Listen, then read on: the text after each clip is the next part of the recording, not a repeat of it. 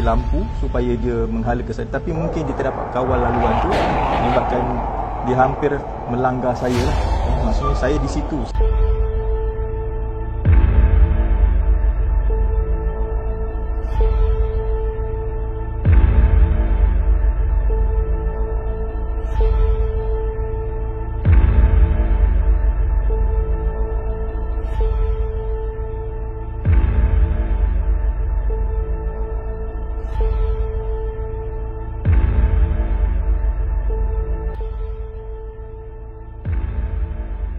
Kejadian tu pada selamat 2 tahun lepas lah.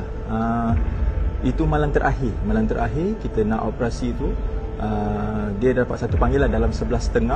Ada satu kemalangan melibatkan motosikal dan kereta. Okay. Selepas kami ambil mangsa tu, hantar ke Hospital Sungai Buloh, dalam perjalanan balik nak ke base kita di Tol Arena Rawang, bila dalam perjalanan tu kami nampak di bawah ke jantas tu macam ada dua kenderaan tu macam seolah-olah tak ada siapa di situ. Mungkin baru berlaku kemalangan tu lah, baru berlaku.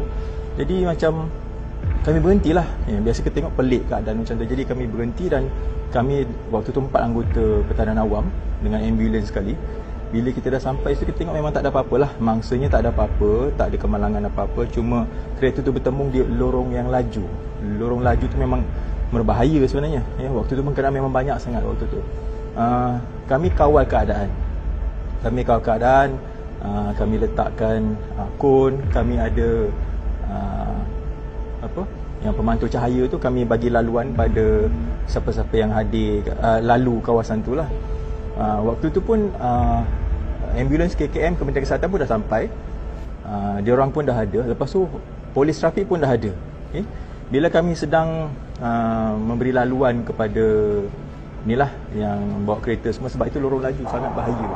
Bila jadi macam tu, ada satu kereta tu mungkin dia terlalu laju di lorong laju tu, terlalu laju sangat. Macam saya dah buat laluan menggunakan saya pun dah pakai helmet ni, saya pun dah bagi lampu supaya dia menghala ke sana. Tapi mungkin dia tak dapat kawal laluan tu, menyebabkan dia hampir melanggar saya lah.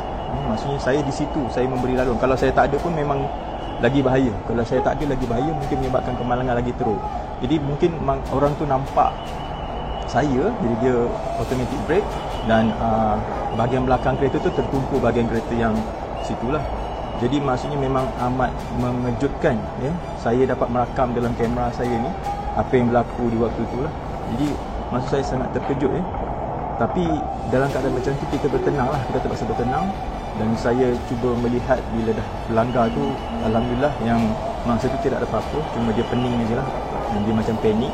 Dan waktu tu semua agak kecoh lah dalam tu, Jadi apa yang kita bantu, kita bawa mangsa tu ke Hospital Sungai Buloh. Dan polis trafik pun dah ada, dia dah kawal lalu lintas lah. Cuma apa yang saya rasa waktu tu memang tak ada rasa takut apa pun. Maksud saya fikir kita nak menyelamat. Kita nak menyelamat mangsa tu dan keadaan tu, kita nak selamatkan situasi tu. Waktu tu saya tak rasa apa-apa pun, macam relax, tak ada apa-apa. Tapi bila orang bertanya, engkau okey ke? Engkau okey ke? Jadi beberapa hari tu saya rasa macam baru saya rasa trauma tu wujud setelah beberapa hari si insiden tu berlaku. Kalau tidak saya biasa je, tak kisah. Tapi bila orang kata, kau nyaris tau, nyaris nak mati, nyaris nak berlanggar kat situ. Bila orang cakap nyaris nak berlanggar, baru saya terfikir, kalaulah aku dilanggar pada waktu tu, apa akan jadi pada diri saya? Jadi masa menyelamatkan memang saya tak fikir. Tapi bila dah viral, dah masuk dalam online apa semua tu, macam orang bertanya kat saya, kau okey ke? Kau okey? Kau macam mana keadaan kau? Jadi sehingga kan pengarah APM Selangor pun memanggil saya untuk bertanya keadaan macam tu apa semua kan.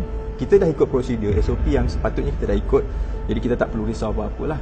Cuma waktu tu pada diri saya, kalau saya fikir waktu tu kalaulah saya dilanggar, kalaulah kenderaan tu mengheret saya ke kawasan kemalangan apa semua. Jadi saya terfikir waktu tu lah baru saya mula fobia dan rasa sedikit takut lah pada waktu tu.